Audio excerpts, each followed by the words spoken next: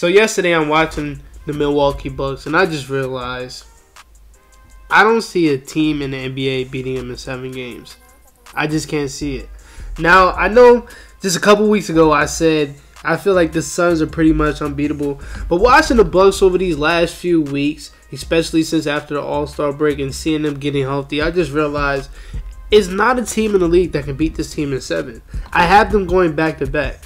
Now, just like every team, they have their holes, they have their little faults, but it's nothing really that big that they're missing. Nothing at all. When you really break it down and you look at this team as a whole, they literally have everything to compete for a championship and to go back-to-back. Starting off with Giannis. I've been debating for the last 2 weeks with myself, who is the best player in the world? Him or KD? And I'm not going to lie, I still don't really know the answer to that. But I do know for the past few years we've been asking Giannis to do 2 things. Add a consistent jumper and show off in the playoffs. And he has done both. The turnaround shot that he has is now his go-to shot. It's no longer the Euro step getting to the lane. He still does that at an elite level. That's still his move. But I've seen Giannis do a turnaround fade every game, and he does it multiple times. And it's getting to the point where he's starting to master it. And it looks kind of awkward because you kind of see when he's about to do it, but you can't stop it because, like, how do you stop a dude that has like a 7'5" wingspan? It's like KD, you can't stop it. You're not blocking it. You know he's gonna do it, but you just can't block it. That's just how it is, bro. That's how it is. He's shooting 41% from shots in the mid range, and it just looks so smooth. And then he also has the pull-up shot in the mid range. He'll drive past you, then hit you with a little in and out and just pull up in your face. And it's just like, bro, where did you get this from? You just won a championship. When did you get time to work on this? He did a little bit of this stuff in the playoffs last year, but it was never as consistent as it is now, where he's pulling it out literally every game. Not even one time a game, multiple times a game. It's just never been like this. So we all seen what he did last year in the playoffs, the most historic one we've probably seen in a long time, probably dating back to Kawhi on the Raptors. And now we can all say we trust him in the playoffs. Like, there's no debating that. There's no debating that. We all have faith in him. Now, Chris Middleton hasn't been his best this season, but as of late, I'm not going to lie, he has been going really crazy. And you know how it is with the Bucks. They don't really get no media talk, even though they're the best team in the league.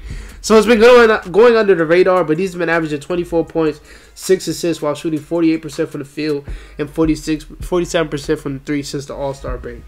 And we all know how he does in the clutch, especially in clutch games, like Game 3 against the Hawks, when they went down 1 and then they came back. Then they needed a game at home, and he just went crazy. Dropped like 20 in 1 quarter. And he was going nuclear, bro. Shots after shots after shots, and they couldn't stop him. So we know how he does. We have all the trust in him. We should, at least. Jrue Holiday. Jrue Holiday this season deserved to be an all-star.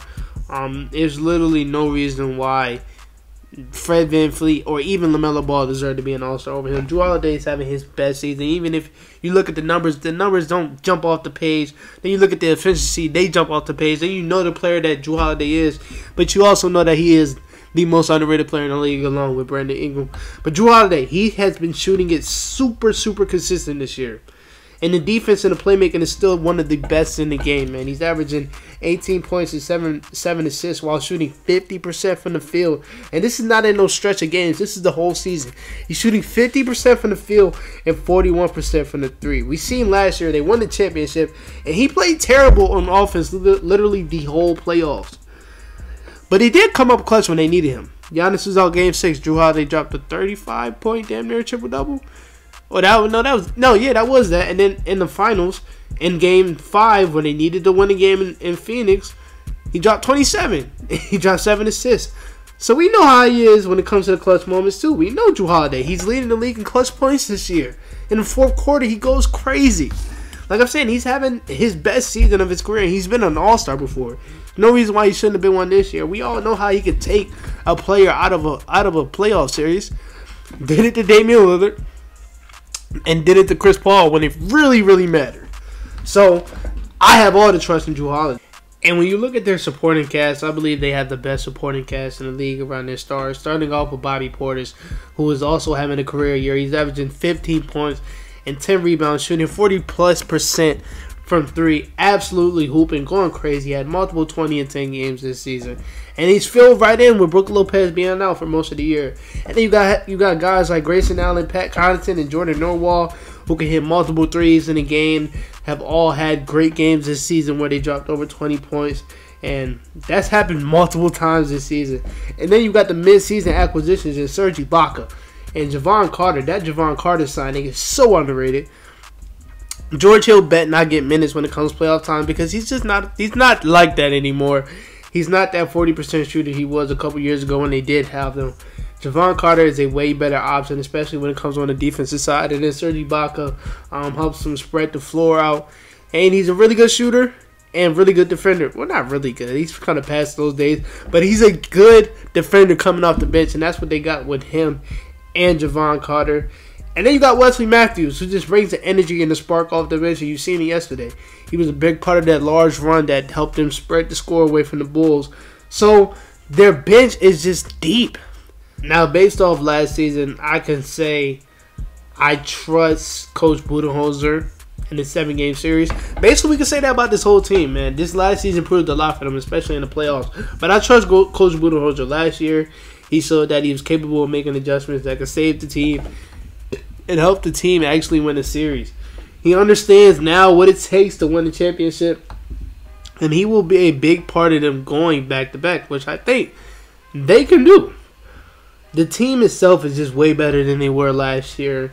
And with the way the players have been playing, I can't see a team stopping this team, man. I only see one team that can even compete with this team, and that's the Miami Heat, because they have the matchups. But I don't even know if the matchups matter anymore, man. This team is just too deep. And I think they have a dynasty on their hands with Giannis Antetokounmpo being the best player, of course, in that dynasty. So we'll see when we get to the playoffs, man. But let me know what you think. I don't know. I can't see a team beating this team in 7. I don't even see teams pushing them except the Heat. The guys like the Nets, the Bulls, hell no. Celtics, no. Celtics, no. 76ers, hell no. Like, no, man. I just don't see a team mess with this team. So let me know how you feel, man. This is it for this video. I will talk to you guys later. Peace out.